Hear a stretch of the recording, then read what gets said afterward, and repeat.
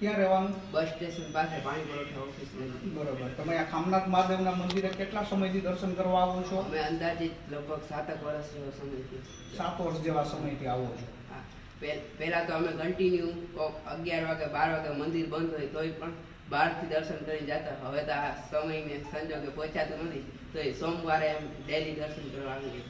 બરોબર. તો અહીંયા તમે મંદિરમાં જે આવો છો તો તમને કેવી અનુભૂતિ થાય છે?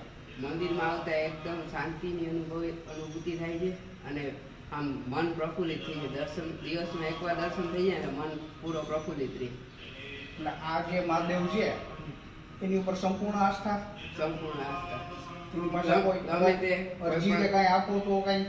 એકદમ મહાદેવનો ખૂબ જ પરચો છે. તમે જે પણ મનથી માગો એ પરિપૂર્ણ થાય જ છે.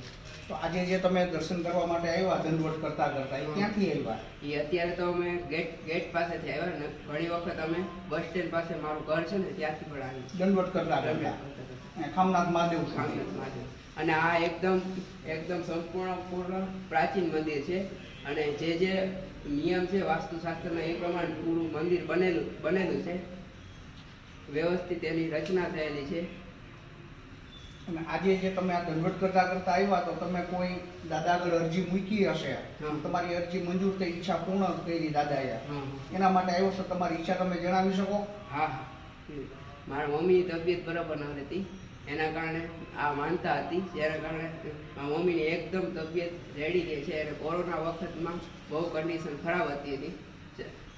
ઓક્સિજન લેવલ 80-85 ઓક્સિજન લેવલ એ પણ બચી નતા શકતા. મારા મમ્મીનું 60 ઓક્સિજન થઈ ગયું તો એ પરિસ્થિતિમાંથી બહાર નીકળી ગઈ. બરોબર.